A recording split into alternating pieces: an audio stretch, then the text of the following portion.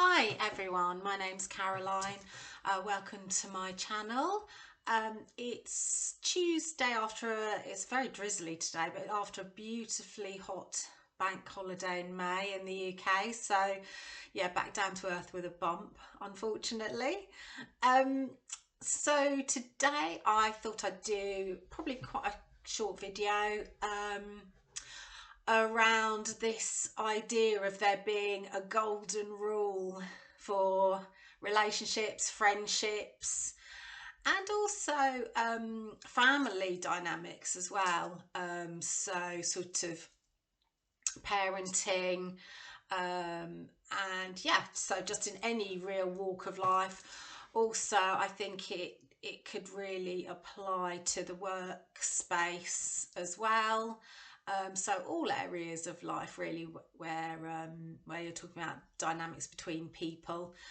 So I've coined a little phrase, but I don't know if anyone else has come up with this phrase before me. They probably have, but I just sort of alighted on it because it rhymes quite nicely.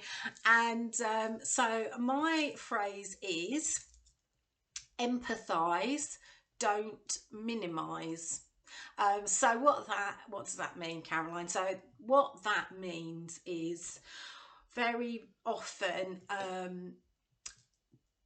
in my own personal experience and also in my counselling work, what I find is that people will very much talk about if they're having, let's take the example of a couple, and there may be some issues within the relationship, and very often what can really get the partnership unglued is this dynamic whereby one or both of the partners are not able to empathise with the other partner, and instead what they do is they try to minimise that person's experience or problem or issue, either by sort of suggesting that person's issue actually isn't really a big issue, or maybe they would then step into this role of problem solving and kind of just trying to find lots of solutions to the issue. So I mean, sort of back in the 80s, 90s, there was a big sort of, I think it was John Gray, who did a Men Are From Mars, Women Are From Venus book, talking about how men are more likely to try and problem solve, whereas women are more likely to want to just talk about their problems and just be heard. Personally, I really don't see, I think maybe there is something in that stereotyping, but often I see different genders having this issue of just wanting to be heard by their partner, or as I said, family dynamics, people feeling like, my mum just doesn't listen to me, or my friends, they just want to try and fix it, and it's not that I need something to be fixed. I just would like to have the space to be able to talk about my feelings without feeling as though I'm being judged for wanting to share my authentic self. And so when I say empathise rather than minimise, excuse me, there's also this question mark over what is empathy, and I think a lot of people think that empathy is sympathy. They conflate empathy and sympathy, and sympathy can feel more like the person that you're communicating with is doing that classic sort of head on one side and sort of making sort of, oh you poor thing type noises, and that's not what empathy is. It's not, empathy isn't about making the other person into a victim or putting them in a victim role. Empathy is about two adults, or it can be an adult and a child, it can be a parent and a child, doesn't really matter their age, but it's about both parties being equal, but one person is doing more of the talking, the other person is doing more of the listening. But it's about both being able to give the other respect and also give the other, empower the other for them to be able to resolve their own issues, but whilst holding this space of showing that person that they are important to you, and that they and that you, if you're the empathizer, you know, the aim would be to show your friend or your colleague that you are hearing the difficulties that they're facing, and that you are acknowledging those difficulties. You're not saying, oh, you're not being directive, and you're not kind of saying to them, look, you know, this is how I would feel in that scenario. The idea is for that person to feel heard, and for that person to be able to dig down through their layers of feelings, because mostly it's not just one feeling, mostly it's a complex mix of feelings.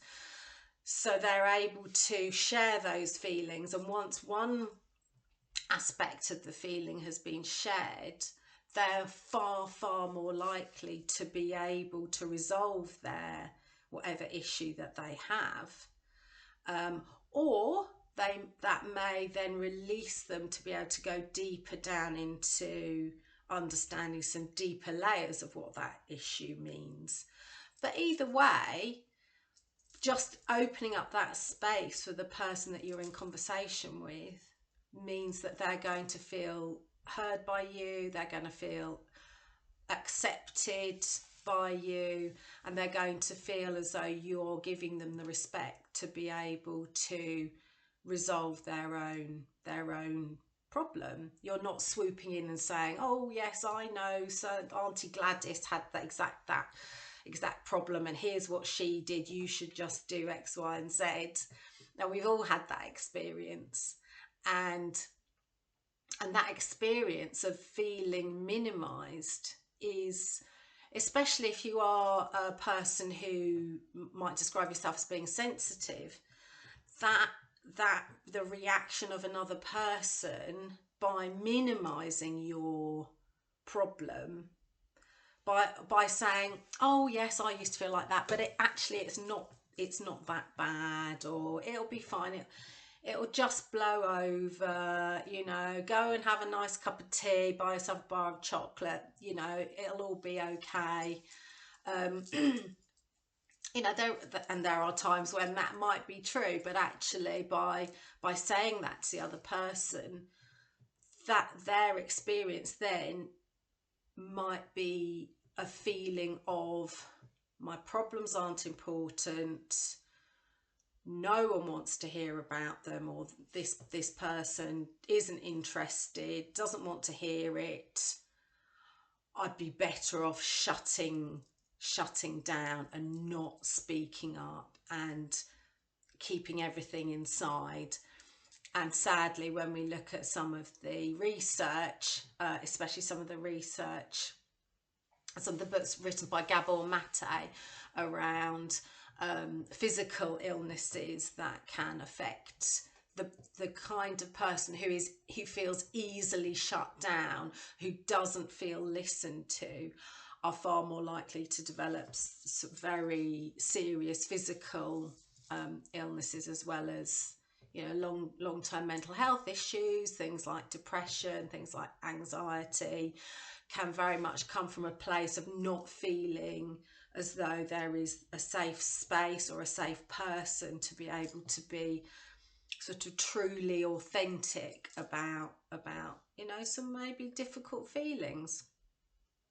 When I when I was training to be a counsellor, one of the exercises that they got us to do was switch shoes. So we all had to take our shoes off when we came into the training room anyway. And so they invited us to go over to the pile of shoes by the door and find a pair of shoes. And we all then had to walk around wearing someone else's shoes.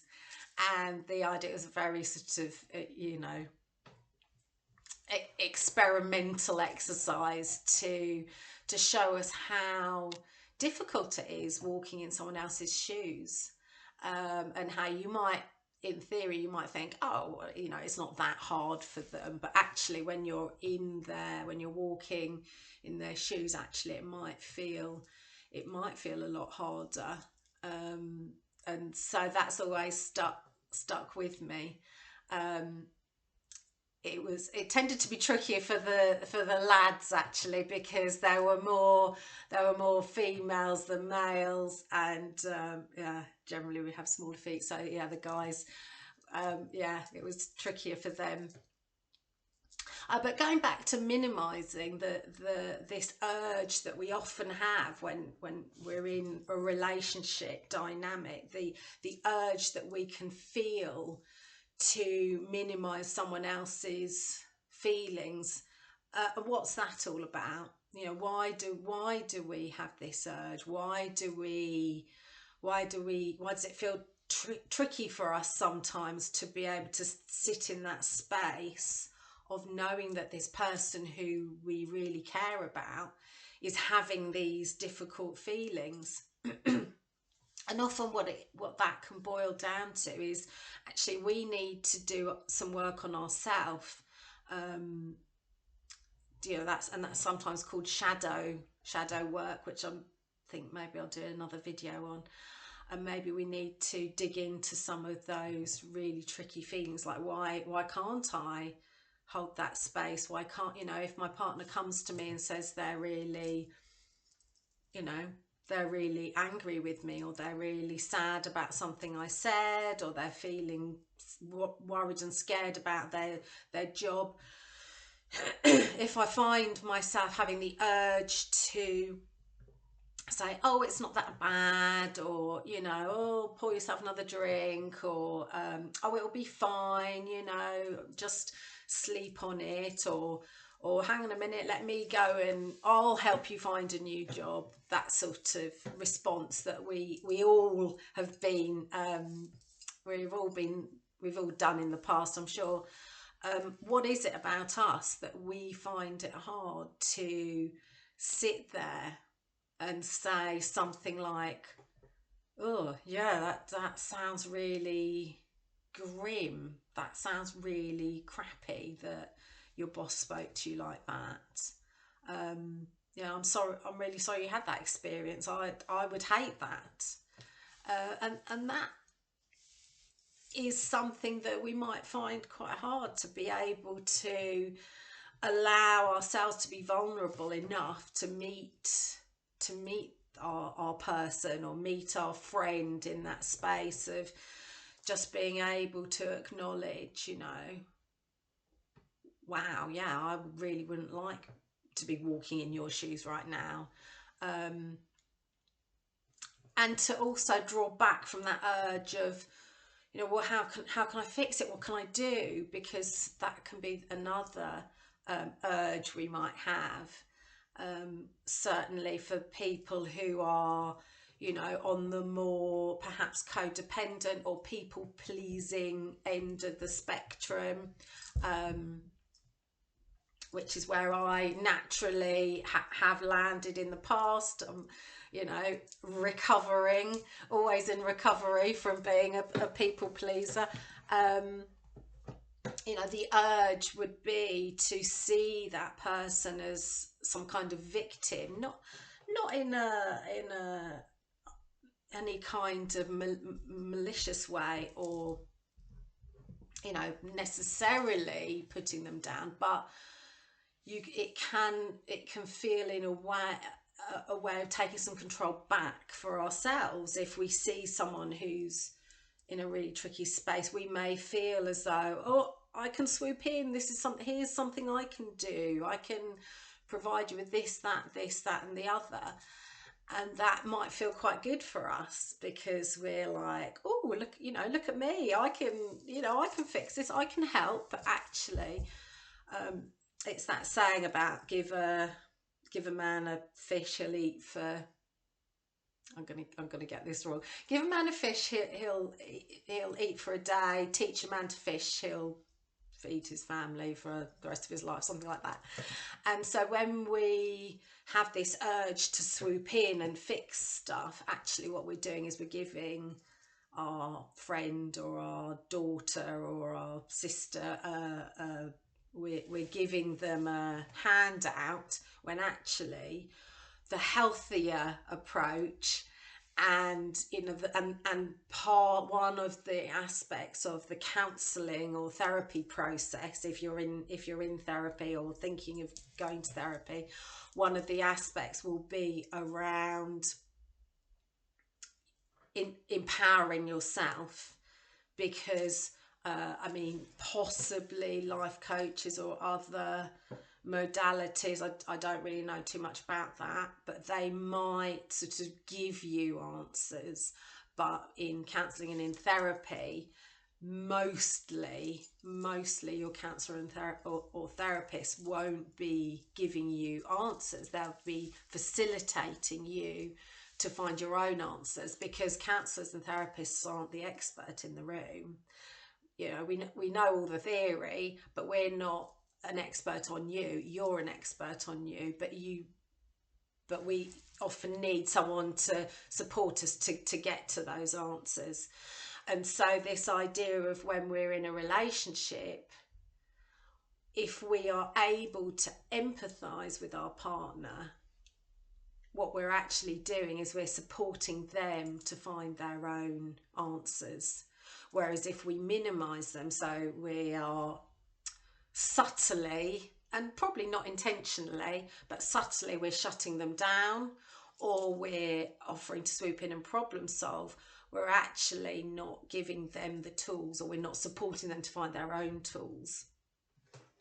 And for the person being minimised, I touched on it earlier, it can feel very confronting actually, and very lonely and isolating, to feel like they've come to the person they trust the most, wanting to perhaps just offload and to have a bit of space just to say this stuff out loud, and to then feel as though that their other person can't do that for them.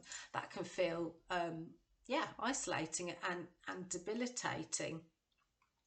And of course, modern living, we may not always have that space to be able to give that to our partners, to give that to our kids, to give that to our parents.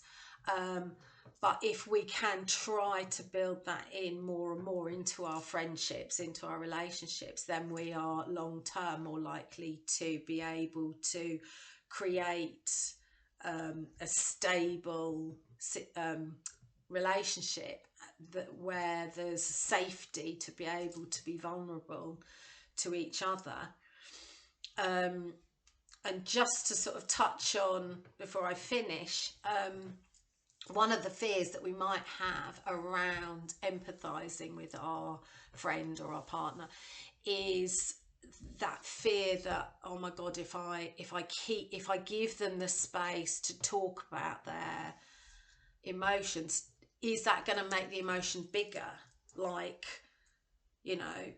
are we scared of the other person's emotion? Are we scared of their thoughts? Are we scared of their feelings? Do we want to kind of keep them at arm's length because we don't know what to do? What do I do with that?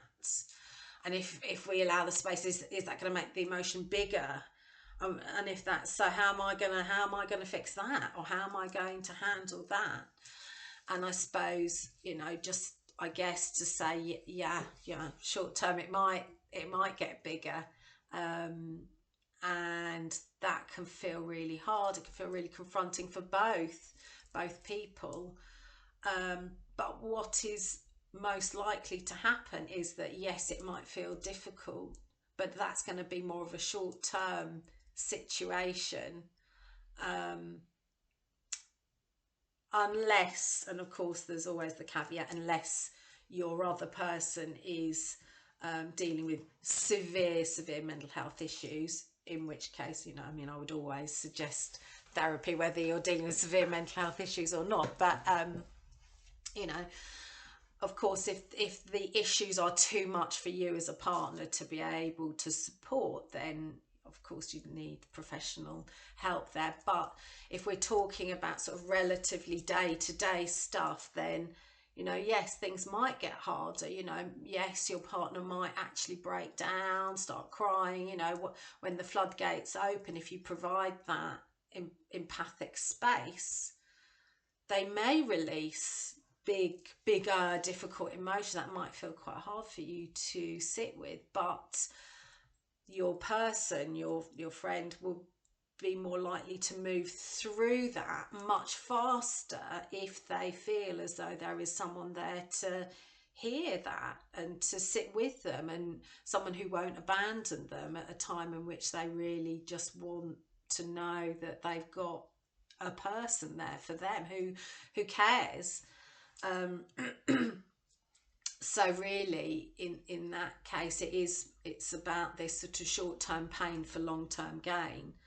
They're way more likely to feel able to release those difficult feelings and thoughts. They're way more likely to possibly allow space for deeper feelings and thoughts to rise up. But as that's happening, they're going to, you know, the idea is they're going to feel more empowered to then, once they've been able to release some of that stuff, to be able to then find their own solutions.